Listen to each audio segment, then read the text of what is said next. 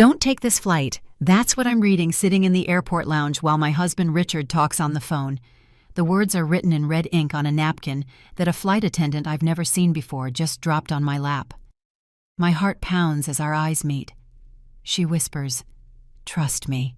Don't take this flight. Don't go with him." An hour from now, I'll have to choose between believing a total stranger or the man I swore to love until death do us part. But before we continue, make sure you're subscribed to the channel and write in the comments, where are you watching this video from? We love to know how far our stories are traveling.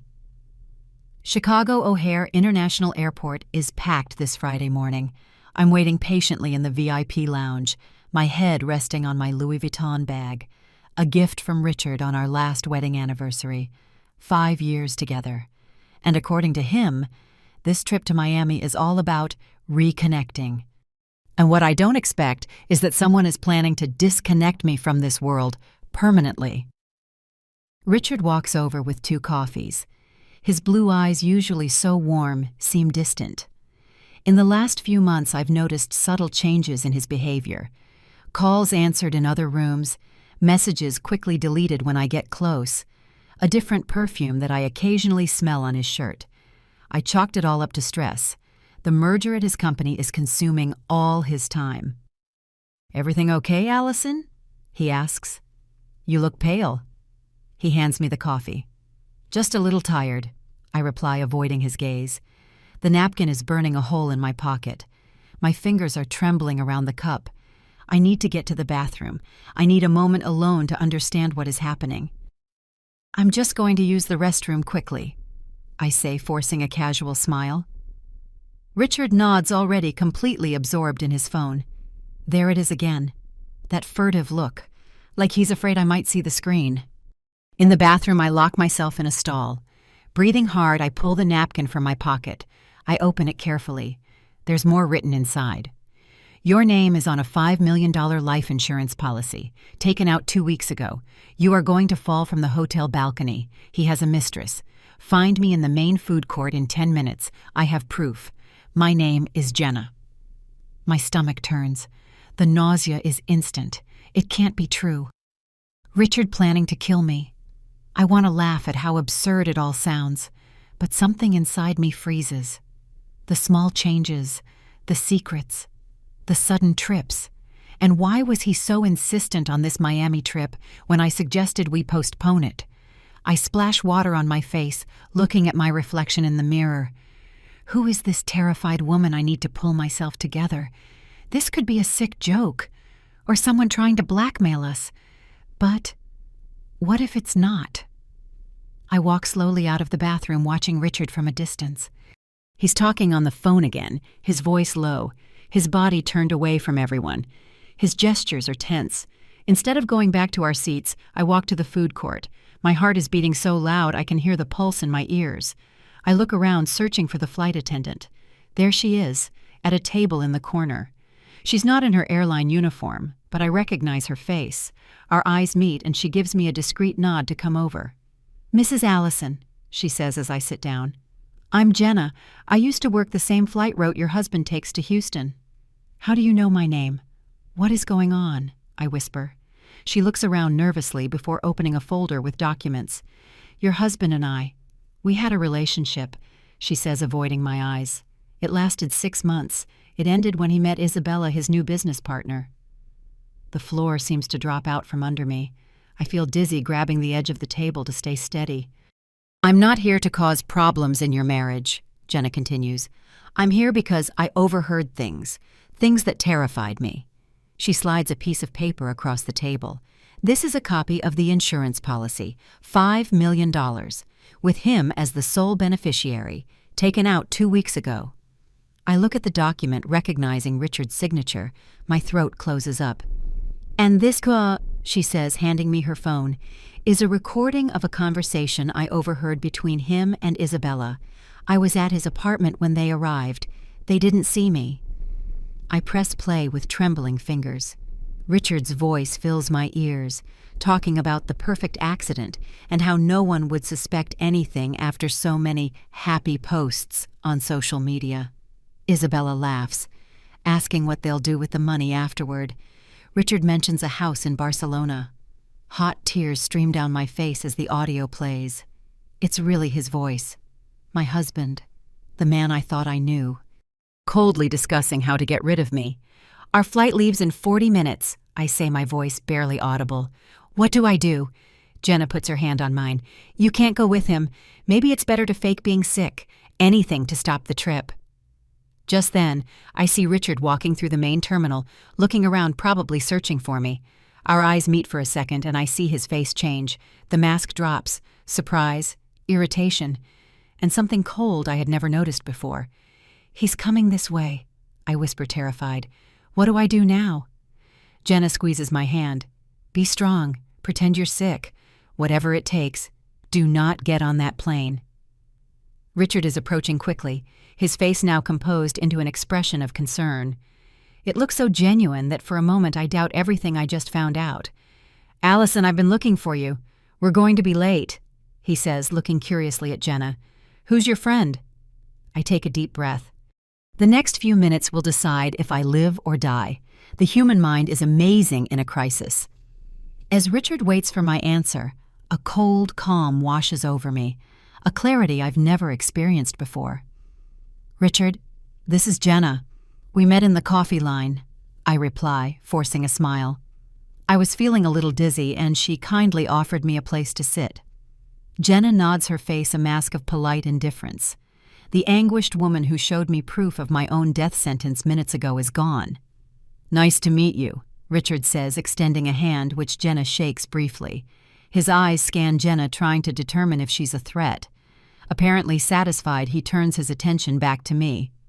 Dizzy, are you okay to travel? He asks, his concerned tone now sounding like the cruelest lie. I put my hand on my stomach, faking discomfort. Actually, I feel worse. I think it was something I ate for breakfast. Honey, I'm sure it'll pass, Richard insists, putting his hand on my back. His touch, once comforting, now makes my skin crawl. It's probably just flight anxiety. Once we're in the air, you'll feel better. I sense the firmness behind his kind words. He isn't going to accept canceling this trip easily. The plan is in motion. I don't know, Richard. I really feel sick, I moan, bending over slightly. I think I need to see a doctor. There's a doctor at the hotel if you need one, he replies, a slight edge of irritation in his voice. Come on, the flight is in final boarding. I look desperately at Jenna, who stays quiet, but her eyes are sending me messages of encouragement. I'm not going to make it, I say, standing up abruptly. I'm sorry, I'm going to... And then, in an Oscar-worthy performance, I let my body collapse onto the floor of the food court. My fall has the desired effect. People turn to look. Employees run toward me. Richard, caught by surprise, doesn't have time to catch me. She fainted. Call for help, someone shouts. I keep my eyes closed as I feel hands helping me, worried voices all around. Richard is yelling my name, his voice a mix of shock and frustration. Mrs. Allison, can you hear me? A new voice, probably one of the airport paramedics. I open my eyes slowly, faking disorientation. What happened? You fainted, ma'am. We're taking you to the airport infirmary for an evaluation. Richard is by my side, holding my hand too tightly. I don't think that's necessary. She just needs water and sugar, he tries to argue. Sorry, sir, but it's standard procedure. We can't clear a passenger who fainted to board a flight without a medical evaluation. I see the muscle in Richard's jaw twitch, a sign of contained anger I know well. He's losing control of the situation. Richard, I murmur, playing the fragile wife, I don't think I can travel today. We'll figure this out, honey, he replies, his tone forced and smooth. Let the doctors check you first. In the infirmary, after a basic exam, the doctor on duty is firm. Ma'am, your blood pressure is unstable. I do not recommend flying today. I suggest you see your cardiologist as soon as possible. Richard's expression is a contained storm. While the doctor writes on a clipboard, he leans in and whispers in my ear, This is ridiculous, Allison. You were fine an hour ago. I'm sorry, Richard. I can't control when I feel sick, I answer, keeping my voice low and weak. "Are you traveling with her?" the doctor asks Richard. "I'm her husband," he replies curtly. "Well, sir, your wife is in no condition to fly today. I suggest you reschedule your trip." I watch Richard's plan crumble before his eyes. He runs his hand through his hair. Another gesture of frustration I recognize. "Right, I'll take care of it," he says, stepping out of the room to make calls. The moment he leaves, I grab my phone. My hands are shaking so badly I almost drop it. I quickly open my banking apps. I need to see how much I have available in case I need to run. I quickly transfer the maximum amount I can to a secondary account Richard doesn't know about. It's not much, but it might buy me a few days. When Richard comes back, his face is composed again. "I managed to reschedule for Sunday," he announces. "2 days of rest and you'll be good as new." His smile doesn't reach his eyes. I nod weakly. 2 days. I have 2 days. 2 days to plan my escape, gather evidence, and decide how I'm going to confront the man who swore to love me, but is now planning my end. In the taxi on the way home, Richard is silent, typing furiously on his phone, probably updating Isabella about the change of plans, I think bitterly. The city blurs past the window. People go about their normal lives while mine is falling apart. "Do you think it's serious?" he finally asks without looking up from the screen. "I don't know. I hope not." I reply, watching him closely. Is this genuine concern, or is he just calculating if my health problem will ruin his plans? We arrive at our apartment in Lincoln Park. The luxury condo that used to feel safe now seems like a golden prison. The walls that witnessed our love now hide a deadly secret. Richard opens the door and walks in first, dropping the suitcases in the entryway. "I'll make you some tea," he says, walking to the kitchen. I stand there watching the man who has become a stranger. How many times has he planned my death while serving me tea? How many nights have we slept side by side while he dreamed about my insurance money? My phone buzzes. A message from an unknown number. "It's Jenna. See you tomorrow, 10 a.m., Woodfield Mall, food court. I have more information. Be careful." I delete the message immediately.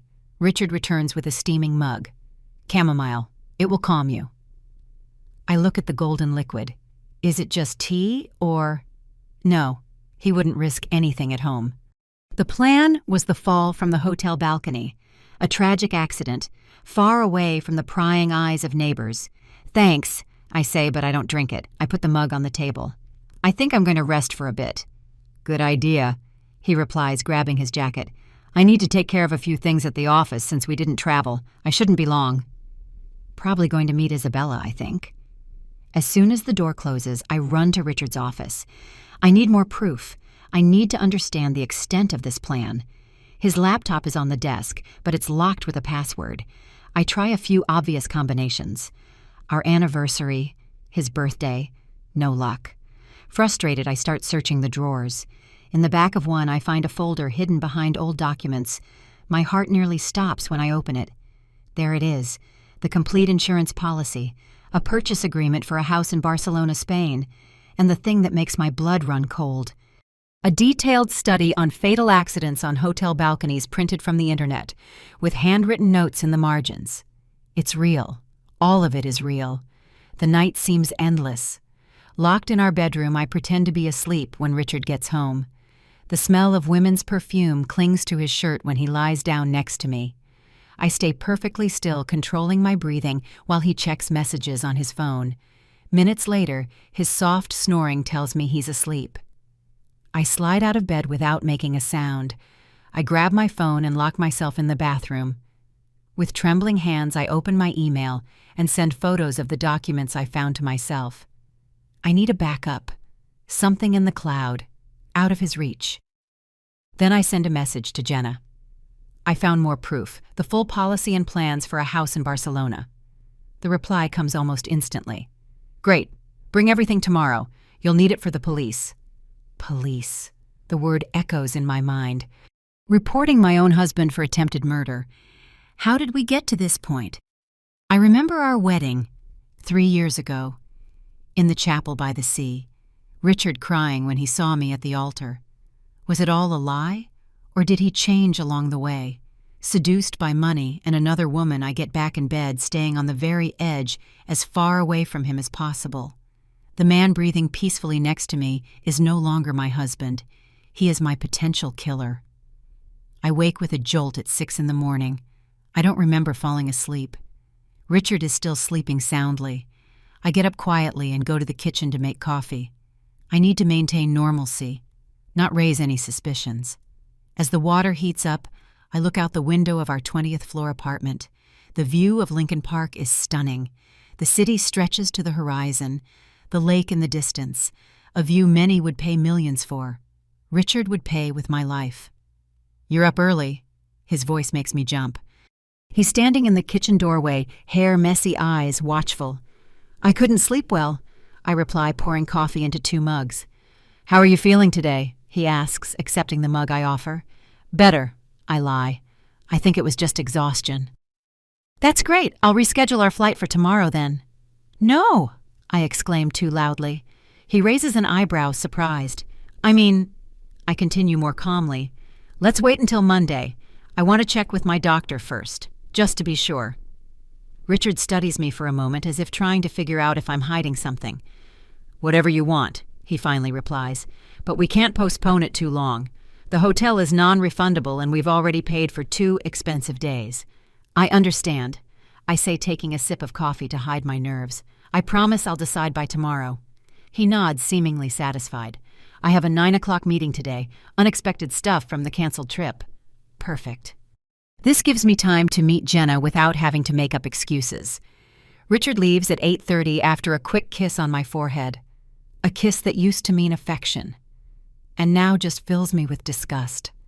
As soon as I hear the door close, I run to shower and get dressed. I choose discreet clothes: jeans, a black t-shirt, and a baseball cap to partially hide my face. I put the folder with the documents in my bag and hurry out. In the elevator, I run into our neighbor, Ms. Peterson. "Allison, I thought you and Richard were traveling." "I had a last-minute health issue," I explain quickly. "Oh, what a shame," she comments. "Richard seemed so excited about this trip. He was talking about it in the elevator yesterday. Said it would be unforgettable." Unforgettable. A shiver runs down my spine. I get to Woodfield Mall 20 minutes early. I pick a table in the food court with a view of all the entrances, where I can watch if Richard or anyone suspicious shows up. Jenna arrives promptly at 10. She's wearing jeans and a simple blouse, her hair in a ponytail. She looks like an ordinary person, not someone involved in a murder plot. "You came," she says, sitting across from me. "Did you bring the documents?" I slide the folder across the table. Jenna opens it quickly, scanning the contents. "This is even worse than I imagined," she mutters. "This man is meticulous. I can't believe this is happening," I say, my voice breaking. "Why would he do this? We have enough money." $5 million is never enough for people like him and Isabella," Jenna answers bitterly. "Besides, there's the practical side. A divorce would be messy, splitting assets. Your death solves everything at once." I swallow hard, feeling sick. "What do I do now? Do I go to the police?" Jenna bites her lip, thinking. "Technically, he hasn't tried anything yet. We have circumstantial evidence, the policy, the plans for Barcelona, the search history. It's compelling for us, but a good lawyer would tear it all apart. So I'm just trapped, waiting for him to try and kill me so I can get better proof." "Not necessarily." Jenna hesitates. "I have a friend, Michael, ex-cop, now a private investigator. He can help us build a stronger case." "How?" "We can get Richard on tape. Get him to talk about the plan somehow." The idea of confronting Richard terrifies me. But what choice do I have? "Can I trust you, Jenna?" I ask suddenly. "How do I know you're not manipulating me for some reason I don't know?" Her eyes meet mine, firm and direct. "Because I've been in your shoes, Allison. Not with Richard, but with another man. Nobody believed me until it was too late. I don't want the same thing to happen to you." Something in the intensity of her gaze convinces me. "When can I meet this Michael?" "This afternoon, 3 p.m., my apartment." She writes the address on a piece of paper. "Come alone and make sure you're not followed." Just then my phone buzzes, a message from Richard. "Meeting ended early. I'm heading home. We need to talk." My blood runs cold. "He's coming home. Now." "Go," Jenna says urgently. "Act normal. I'll see you at 3." I run out of the mall, nearly tripping on the escalator. I get a taxi immediately and tell the driver to hurry. The whole ride my mind is racing. What if Richard discovered my suspicions? What if someone saw us at the mall? What if... The taxi drops me at the entrance to my building 5 minutes before Richard arrives. I race to the elevator, my legs shaking. When I get into the apartment, I run to the bathroom and splash my face with water, trying to calm my breathing. I hear the key in the door. I'm in the kitchen pouring a random glass of juice to look busy. Richard walks in smiling, a smile that doesn't reach his eyes. "Hi, honey. Miss me?" That smile, there's something different about it, something calculated that I never noticed in 5 years. But now it stands out like a spotlight. How could I have been so blind? Of course, I reply, forcing a smile back as I offer him the juice. Was the meeting productive? Richard throws his briefcase on the sofa and loosens his tie. More or less. Isabella thinks we should postpone the merger, but I don't agree. Isabella. Hearing him say her name so casually makes me sick. The woman he plans to spend my insurance money with, after I accidentally fall from a balcony. You seem tense, Allison, Richard comments, walking closer. His fingers touch my face in a caress that used to comfort me, and now just makes me recoil. Still not feeling well. I'm just worried about these dizzy spells. I lie. I made an appointment with Dr. Armstrong for Monday. Monday. He frowns. I thought we were rescheduling the trip for Sunday. I think it's better to wait for the results. I insist, pulling away subtly. I don't want to feel sick again during the trip. I see frustration flash across his face, quickly replaced by an understanding expression. Richard was always good at hiding his emotions. How many lies had he told me with that same sincere face? Of course, your health comes first. He agrees, picking up his phone. I'll call the hotel and see if we can reschedule for next week. While he's on the phone, I turn to the sink, pretending to wash dishes. My mind is working a mile a minute. I need to get out of here. To meet Jenna and Michael, I need a plan. Rescheduled for next Friday, Richard announces, ending the call. Perfect for after your appointment. 7 more days.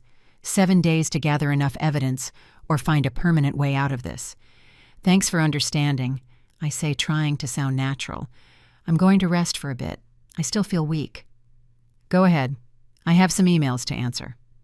I walk to the bedroom and close the door, lying down on the bed. The clock reads 12:30 p.m. I still have 2.5 hours until the meeting. How will I get out without raising suspicion? My phone buzzes, a message from my friend Jessica. Hey, are you better? Heard you felt sick at the airport. Want some company? Jessica, my salvation. I reply quickly. Much better, thanks. I'd love to grab coffee today. Can you do 2:30? The reply comes in seconds. Sure. Your place? No. Let's meet at the cafe by the big bookstore. I need to buy a book anyway. Perfect. I breathe a sigh of relief. Now I have a legitimate excuse to leave. I rest for about an hour, pretending to be asleep, when Richard opens the door to check on me. Then I get up and take a long shower. I choose casual clothes, jeans, t-shirt, sneakers, nothing to suggest a secret meeting with my husband's ex-mistress and a PI. At 2:15, I leave the bedroom. Richard is in the office, the door cracked open. I knock lightly. Richard, I'm going to meet Jessica for coffee. She heard I was sick and is worried. He looks up from his computer screen, evaluating me. Are you sure you're up for going out? I thought you were resting. I'm better now, and Jessica always cheers me up. He nods slowly. All right, don't be too long. I was thinking of ordering that pizza you like for dinner. Perfect. I smile, ignoring the pang of pain at the thought this might be our last normal dinner. I'll be back before 6. I leave quickly before he can ask any more questions. In the elevator, I send Jessica a message confirming our meeting, and then one to Jenna. On my way. I take a taxi and ask the driver to drop me 2 blocks before Jenna's address. I walk the rest of the way, constantly looking over my shoulder, paranoid about being followed. The apartment is in a discreet building in Wicker Park. I ring the bell, my heart pounding. Jenna opens the door. Behind her, a middle-aged man with graying hair and a posture that screams military training watches me intently. Get in quick, Jenna says, checking the empty hallway before closing the door. Allison, this is Michael. Michael extends his hand. His grip is firm, confident. Mrs. Allison, Jenna explained your situation. I'm very sorry you're going through this. Thanks for helping me, I reply, still unsure about trusting complete strangers. What can we do? Please sit down. Michael gestures to the sofa. I analyze the documents Jenna showed me. The situation is serious, but we need to be strategic. I sit my hands trembling slightly. What do you suggest? Michael opens a laptop. First, we document everything we have. The insurance policy, the documents for the Barcelona house, the searches on balcony accidents. It's strong circumstantial evidence, but not conclusive. He looks at me directly. We need a confession. How do we get that? I ask. By recording a conversation where he reveals his intentions. Michael holds up a small device the size of a button. This is a high-sensitivity microphone. We can hide it in your clothes. I swallow hard. You want me to confront Richard? To accuse him? Not directly. Jenna steps in. That would be too dangerous. We need to be more subtle. Michael nods. Exactly. I suggest an indirect approach. The trip being rescheduled for next week is perfect. You can mention that you spoke to the insurance agent about some details of the policy. Say you found it unusual to increase the value so much in such a short time. We'll observe how he reacts, Michael continues. If he gets defensive or tries to explain, keep probing. Ask about plans for after the trip. Casually mention Barcelona as a destination you two could visit one day. The idea of putting myself at risk like that is terrifying, but I understand the logic. What if he just denies everything? Denial is also a revealing reaction, Michael explains, especially if he gets nervous or irritated. His tone of voice, body language. It all counts. Jenna sits next to me. Allison, we know it's scary, but it's safer to get proof while he still thinks you don't suspect anything. And what about Isabella? I ask. She's involved too. One thing at a time, Michael replies. Once we have evidence against Richard, we can focus on her. She'll probably try to save her own skin and incriminate him even more. I'm silent for a moment, weighing the options. I think about the man I loved for 5 years, the promises we made, the memories we built. How did we get to this point? Is there another option? I finally ask. You can report him now, Michael says honestly. But with the current evidence, the police will probably just ask some initial questions. He'll deny everything, hire a good lawyer, and the investigation could drag on. And in the meantime, he'll know you found him out. And he might... He stops, not wanting to complete the obvious thought. He might try something more direct. I finish, feeling a chill. Michael nods gravely. Unfortunately, yes. Jenna squeezes my hand. We're here to help Allison. You're not alone. I take a deep breath. Okay, let's do it. But how do I guarantee my safety? While we try to gather more proof, I have to go back home. Sleep next to him. That's crucial, Michael agrees. From now on, some basic rules. Don't eat or drink anything he offers you directly. Keep your phone with you at all times. Avoid situations where you're alone in dangerous places, like balconies or stairs. He picks up another device. This is a panic button. Press it for 3 seconds in case of emergency. It's connected to my phone. I'll be there in 15 minutes no matter the time. I accept the small device, a mix of gratitude and fear washing over me. And there's one more thing, Michael says, hesitating briefly. We need to consider the worst-case scenario. If Richard suspects, he might try to speed up the plan. What do you mean? We need to have an escape plan ready. A place you can stay that he doesn't know about. Enough money for a few weeks. Essential documents. The reality of my situation hits me like a ton of bricks. I might have to abandon my home, my life, everything I know, just to survive. I'll take care of that today, I reply firmly. Jenna opens a drawer and takes out a small box.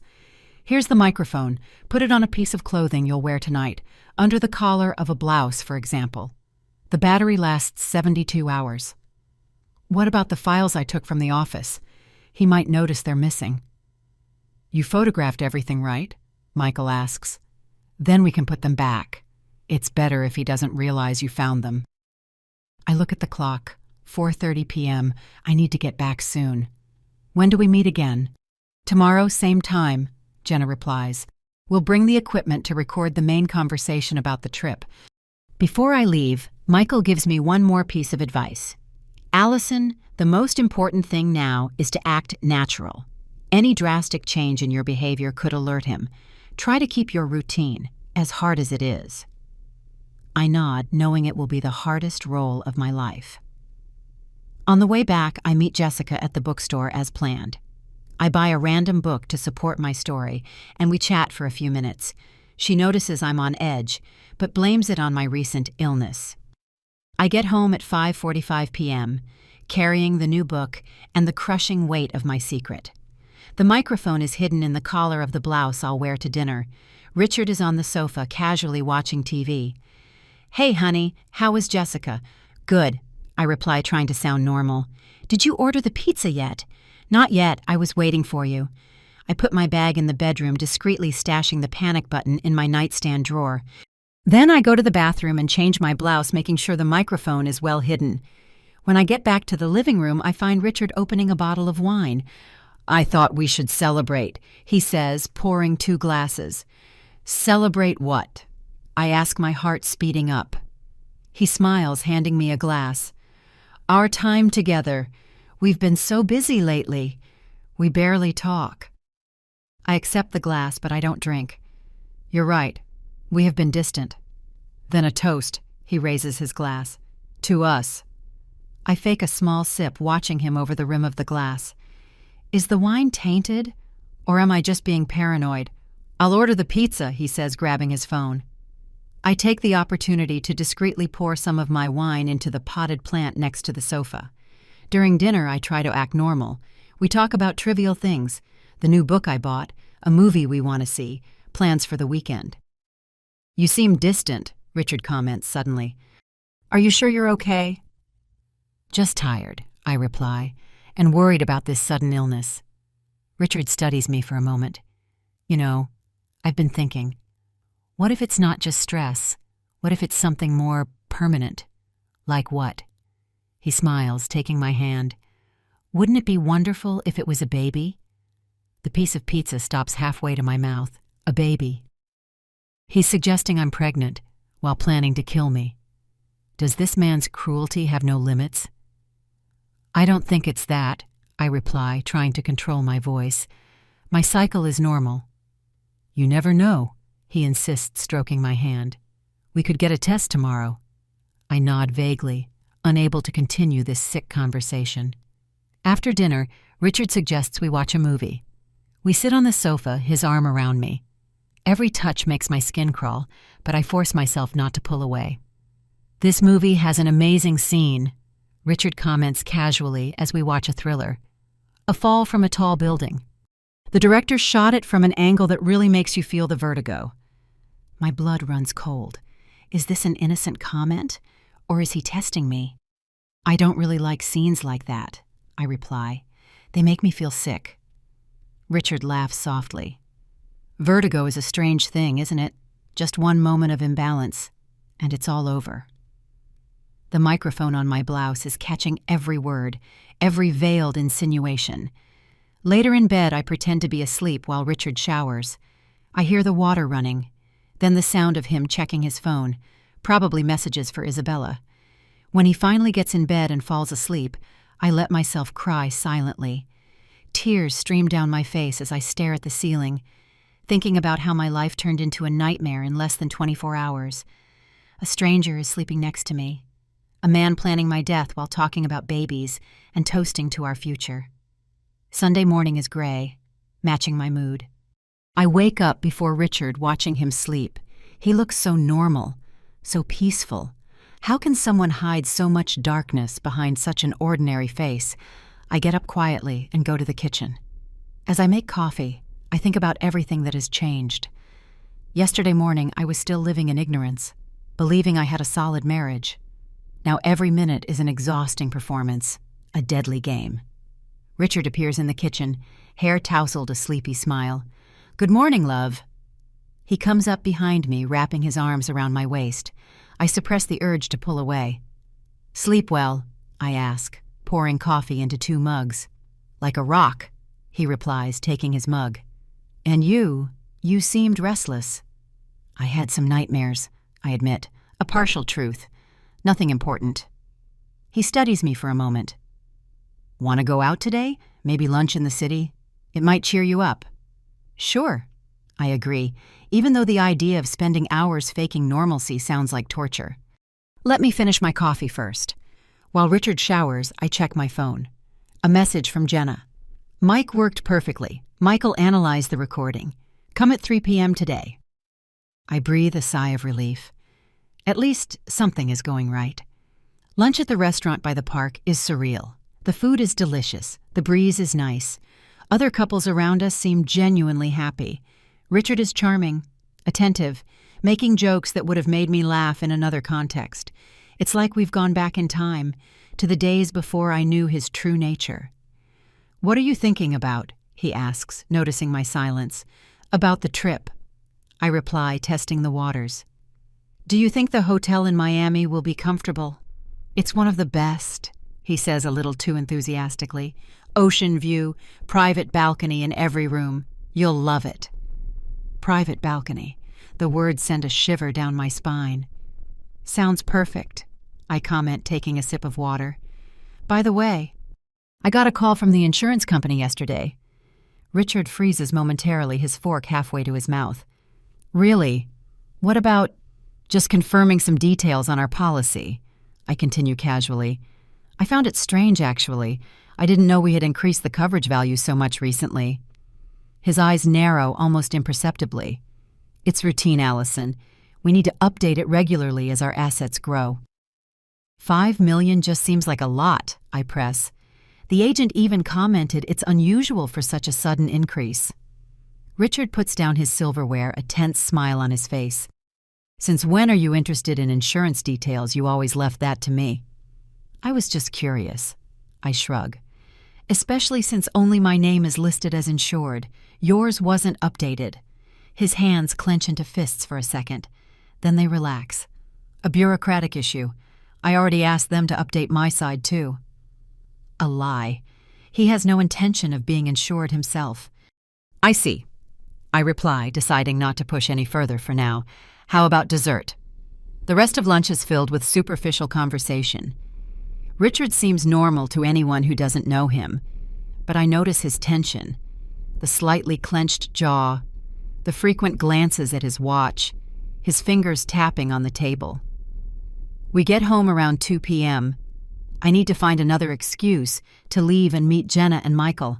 "Richard, I forgot to buy the medicine the doctor prescribed for the dizziness," I say, putting my purse away. "I'm going to run to the pharmacy." "Want me to go?"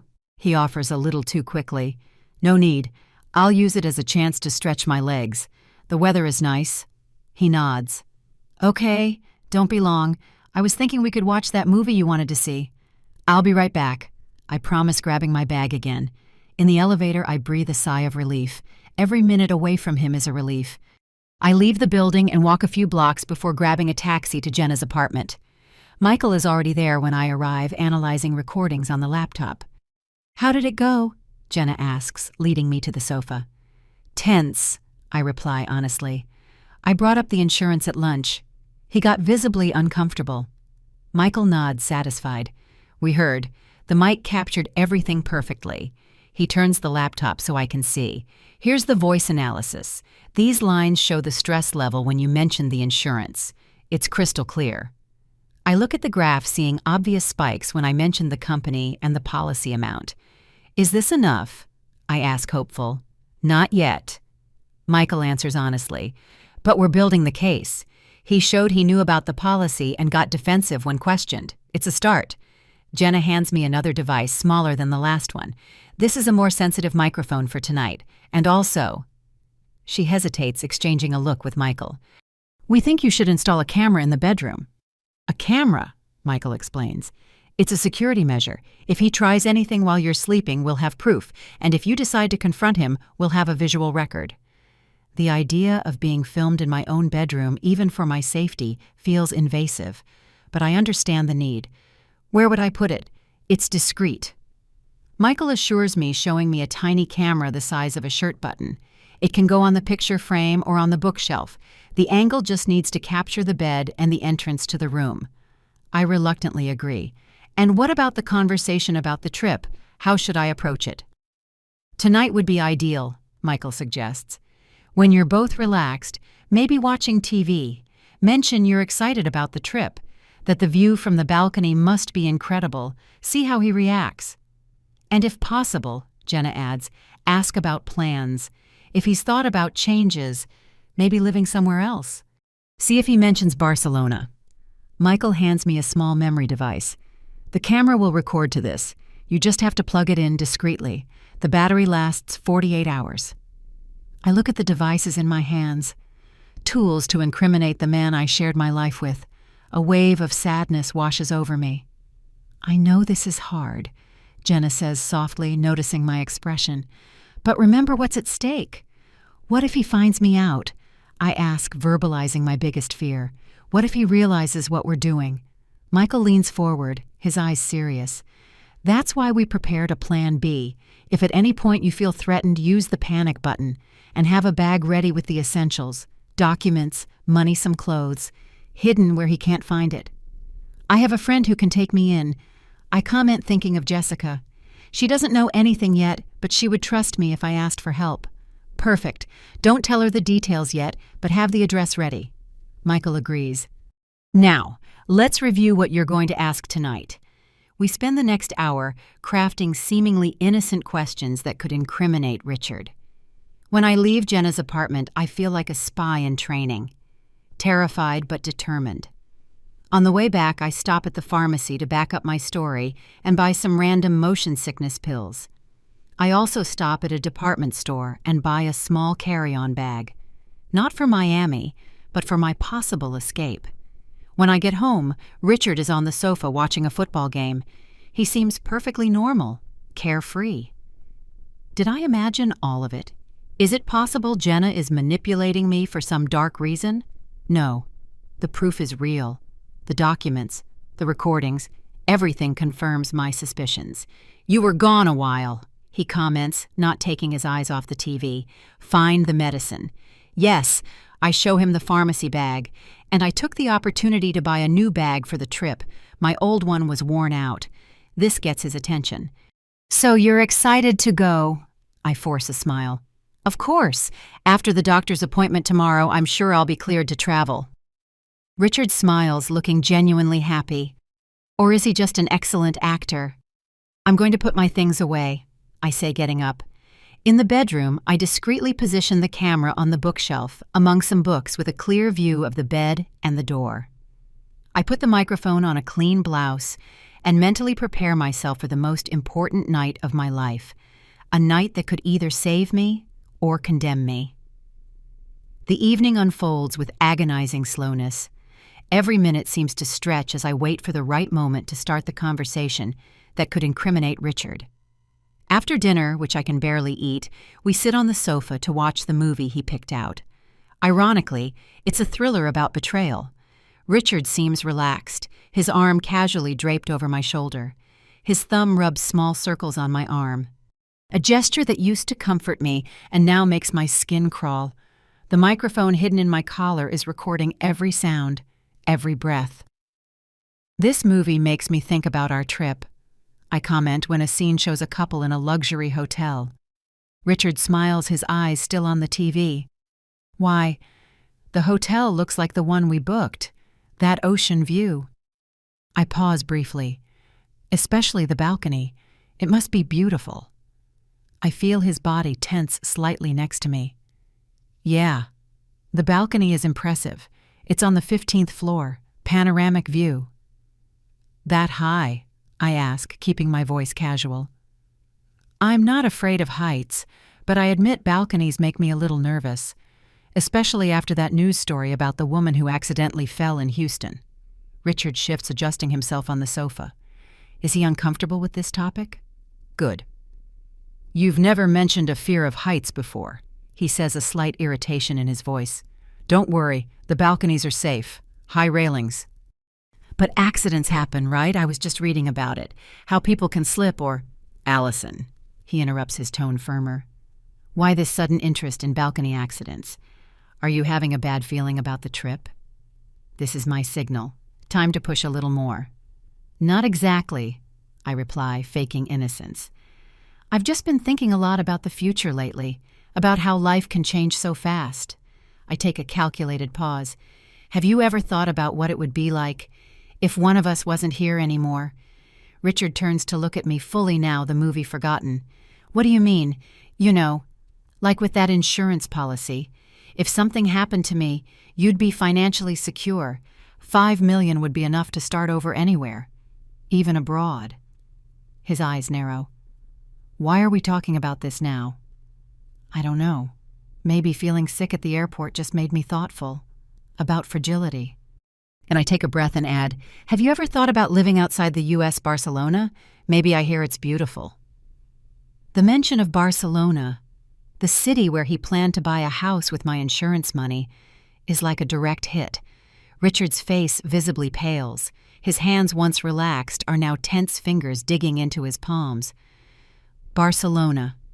Why Barcelona specifically? His voice sounds controlled, but I detect the underlying tremor. "I don't know. It just seems like a good place to start over." I hold his gaze. To leave the past behind. A tense silence settles between us. Richard is studying me as if trying to read my mind. Finally, he forces a smile. "You're acting strange today, Allison. Maybe it's the medicine." He stands up abruptly. "I'm going to get a glass of water."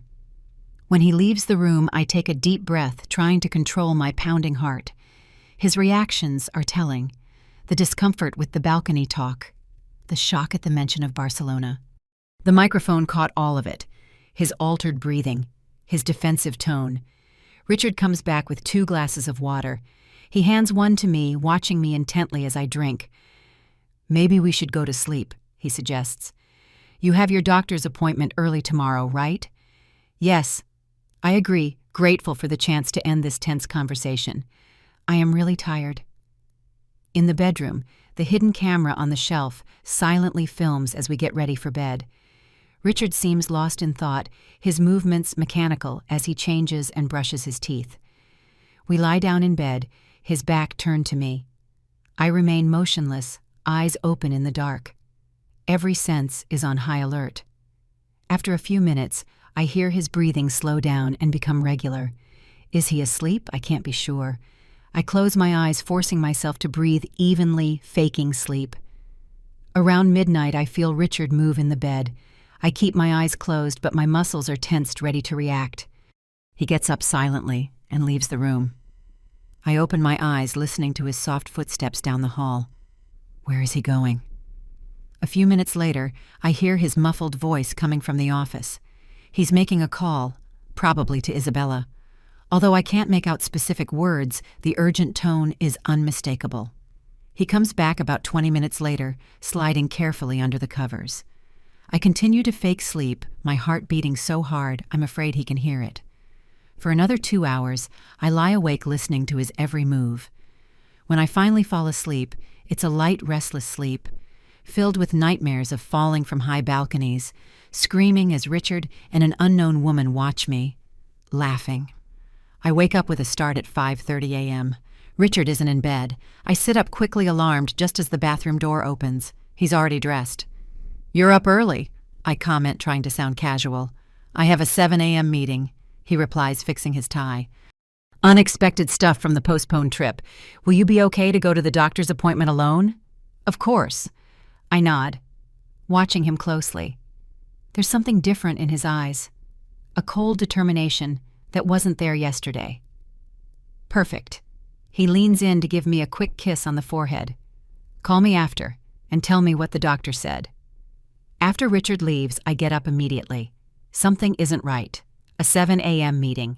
He never mentioned it, and why the rush? I run to the office, checking if he took the documents I found earlier. The folder is still there, apparently untouched. But when I open it, I notice some papers are in a slightly different order. He had gone through the documents and tried to cover his tracks.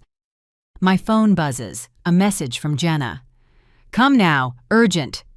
I get dressed quickly, grab the small camera and microphone, and leave the apartment. In the elevator, I get another message, this time from an unknown number. "Mrs. Allison, this is Michael. We intercepted a conversation. Your husband moved up the plans. Do not go back home." My blood runs cold. Did he find me out? Is he planning something for today?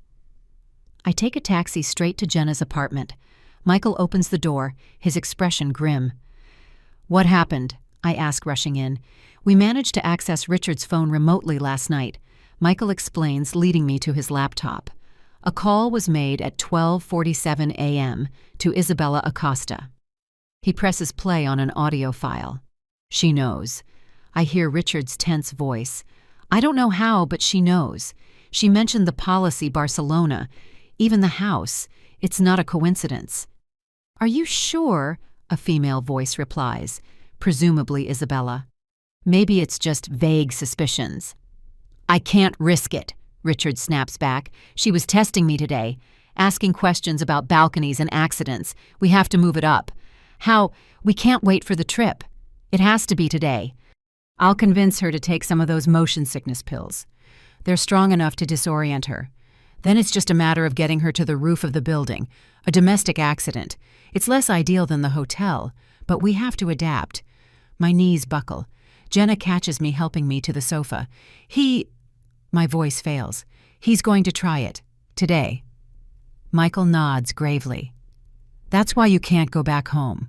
We're going to the police precinct. Right now. We have enough." "What if they don't believe me?" I ask, terrified. "What if it's his word against mine? We have concrete evidence," Michael states, holding up an organized folder.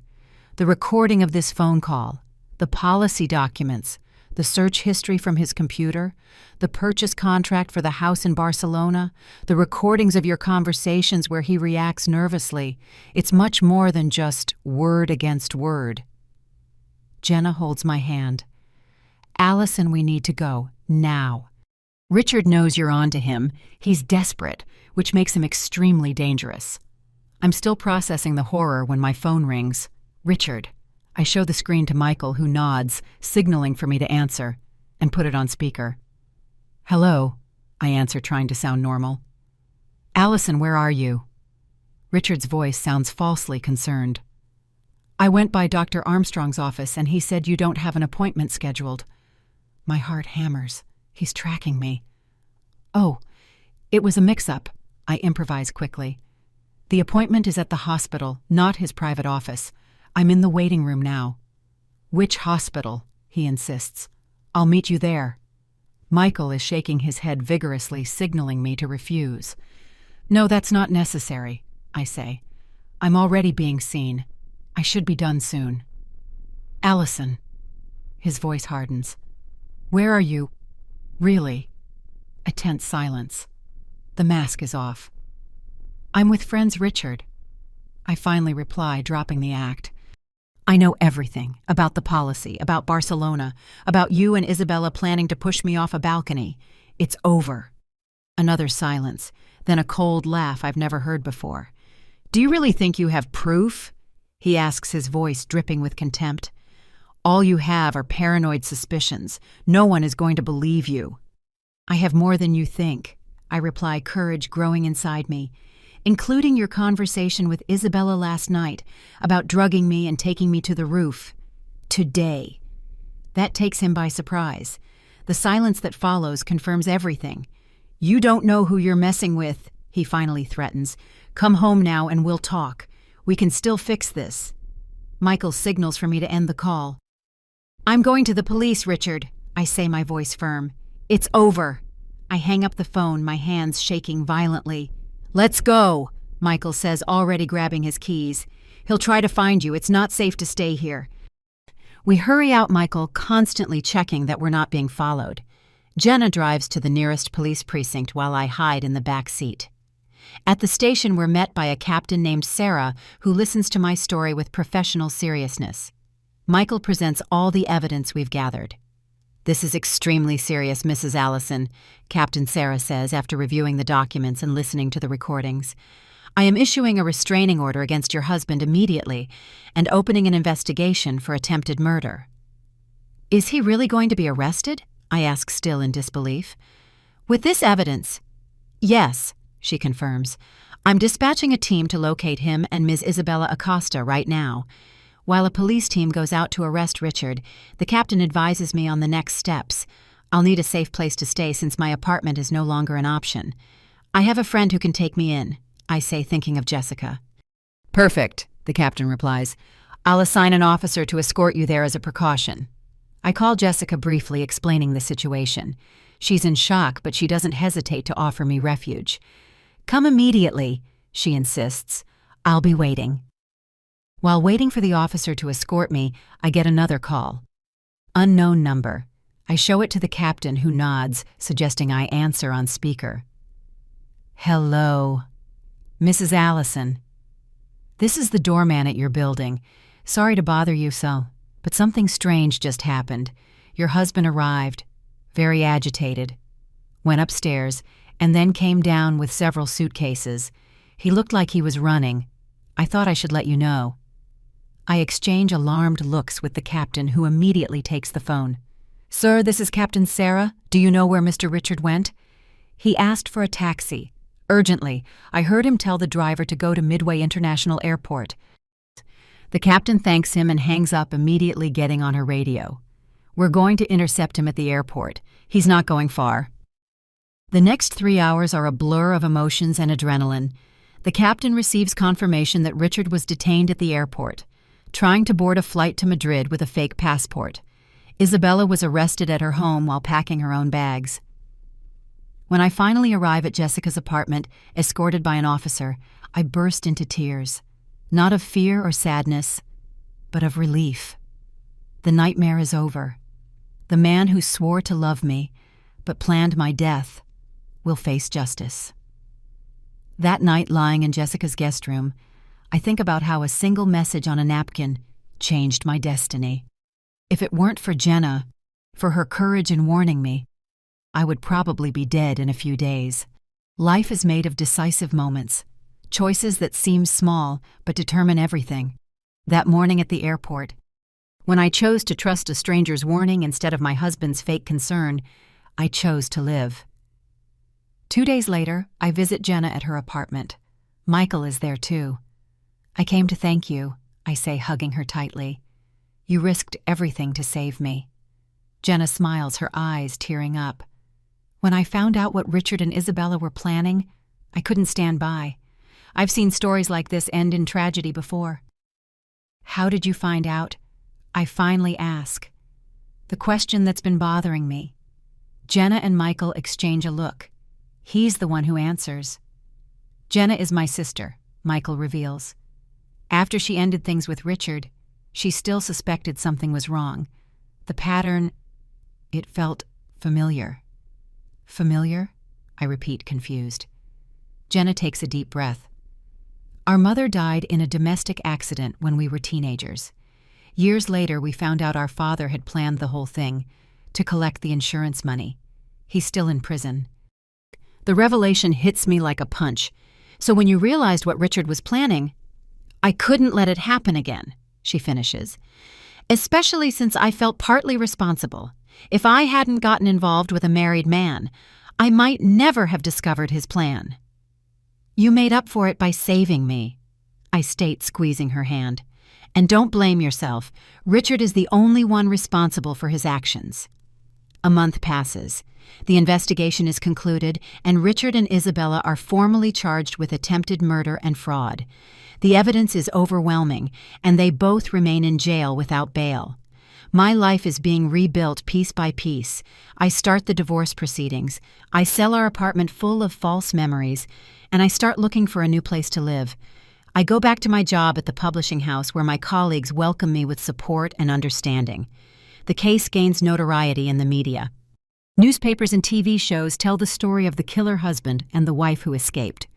I turn down most interview requests, but I agree to participate in a special about domestic violence and abusive relationships.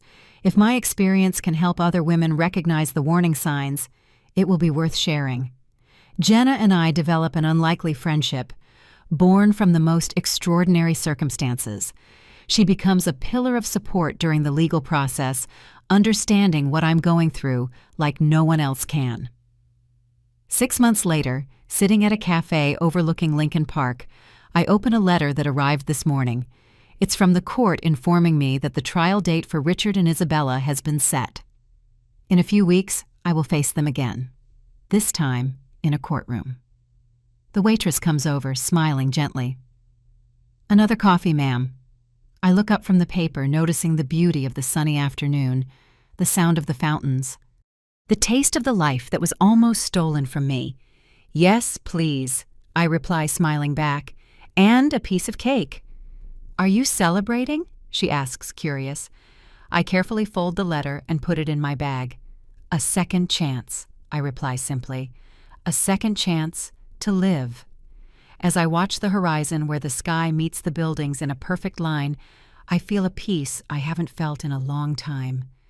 Richard's betrayal shattered my trust, but not my spirit. The pain will fade with time, the scars will remain, but I am alive.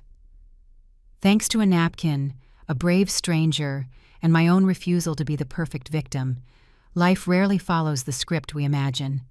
Sometimes it's interrupted by brutal twists that test our limits. What matters isn't the fall, but how we choose to get back up, and I have chosen to rise, stronger.